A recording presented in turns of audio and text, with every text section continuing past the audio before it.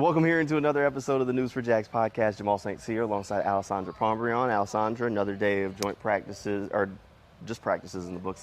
Can you tell where my head's at? I'm looking forward to tomorrow for joint practices already. I think everyone's excited for joint practices. I talked to Devin Lloyd. He's really excited to finally go against another team in practice. You don't want to hit your own teammates, of course. You finally want to hit someone else. It's been like, we're at that point of training camp where like even the media's tapping out. I'm like, we've done this enough. Can we just get to where Tampa rolls into town? So Tampa gets here tomorrow.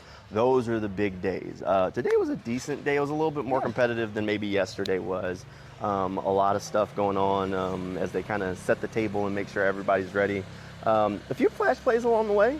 Yeah, Jalen Jackson, he reeled in a one-handed grab. There was the defense. I don't remember who the defensive player was, but he was right on top of him too. That was a really good pass from CJ Beathard, I believe it was too. Jalen Jackson is a guy that I don't know. I just think he looks twitchy. I don't know how he's going to make this roster. I don't know if he can. It's going to be hard, but I do like him. I mean, I talked to him last week before the first preseason game. He still promised us a touchdown celebration that we didn't get in game one, but maybe game two. Yeah. Maybe Saturday is his chance. If we get a Jalen Jackson touchdown, you watch the touchdown celebration. Really good guy, but I like his game. Very twitchy. Even when he got in the game on Saturday, he only got a couple of carries, but you could tell like there's something there. So he's a guy worth watching. But Brian Thomas Jr. had a nice play early in practice, caught a nice pass down the field. Who else? Eric Hallett came up with an interception. He did. Which is good for him. Second-year guy trying to figure out a way to scratch his way onto this roster. He's going to need a couple of good days of joint practices if he's going to pull that off. No, 100%. Yeah, no. Talking about tomorrow with the Buccaneers coming to town, one, I think that's going to be awesome for fans to be able to see two Florida teams going against each other in practice. You're really going to be able to see all of it. You know, Mike Evans, who I'm really excited to see. I want to see what he looks like in person. That's just like being a fan of him. But it's going to be cool for the fans to see like both teams actually practicing them up close. Like we haven't had a joint practice here. Obviously, been a long time. Last year they were up in Detroit. So it's going to be really cool for the fans. I also think the teams are going to really like it. Like I said, from what Devin said, they're going to go head-to-head. But also, I asked Devin this, and he kind of agreed. You know, the defense going against the offense, maybe the offense against defense, you kind of anticipate what they're going to do because they've been going head-to-head for 3 weeks now. Sure. Tomorrow, they won't know what's coming at them. So it's going to be a little bit of difference, obviously going to be a little more competition, or I guess difficult for them to be able to read. But it's good for them because the season's only coming up in a couple weeks. I talked to Tyler Lacey after practice, second-year guy trying to earn a spot in the rotation, talking about how Ryan Nielsen's using him a little bit differently, playing a little nose, maybe a little three-tech for the Jaguars, really likes what they're doing with him. He said Ryan Nielsen being a defensive line guy is both good and bad. It's good because he gets all this hands-on work, but it's bad because when it goes to those meeting rooms and he calls on you, you're like, I got to get this right because it's the defensive coordinator. It's the bosses in the room. So it's like that double-sided coin for those defensive linemen. But, I mean, that's Ryan Nielsen's baby is the defensive line group. So we'll see how some of the stuff comes together. It's going to be interesting to watch Tampa. So we did this yesterday, and I promised we'd do the other side today. So I asked Justin yesterday on the offense what he wanted to see against Tampa Bay. He said he wanted to watch the offensive line. Okay. I said he loves the big guys. He does love the big guys. So we got to do the defense today. So Tampa Bay comes to town. You can pick one thing that you want to watch during joint practices from the Jaguars defense. Who or what is it? I'm going to go, I just made fun of Justin for this, but I'm going to go defensive line too.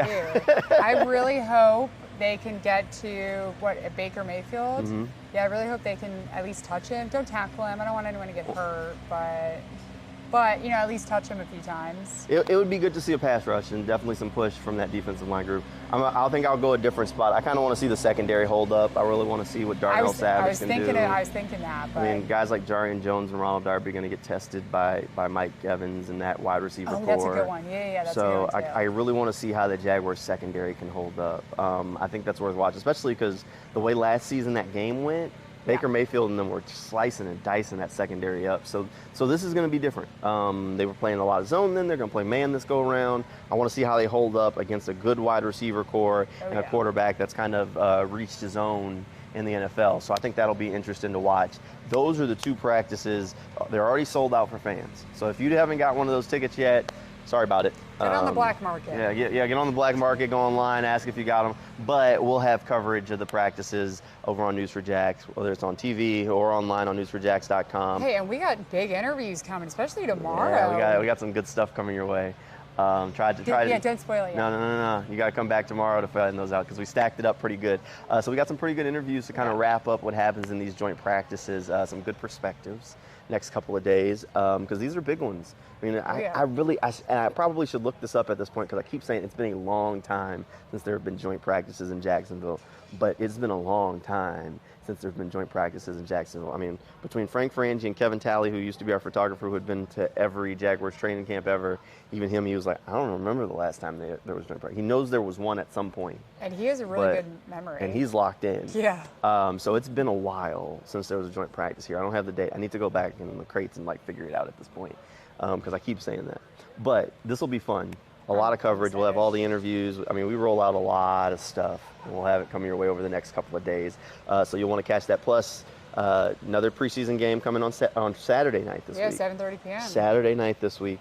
It's tough. The days are blending together because high school football is next week, and that one's going to be a weird one for us. Next week as well in Ireland. Yeah, next week is going to be wild. But you know what? Football's back. Football is back. That's all you can. You just be happy that you got it. All right. One thing before we wrap it up. One Jaguars player that you feel like had a good day today, that you like the best day. Who's your guy? Hey, I mean, I would go with, it's not a starter. Any player. I would go with either Eric Hallett or Jalen Jackson. I'll go Anton Harrison. I was watching. We kind of split it. I watched some of the one-on-ones. Anton had some really good reps against Josh Hines-Allen. Yeah. And as you all know, Josh is coming off a fantastic season and expected to have another really good season.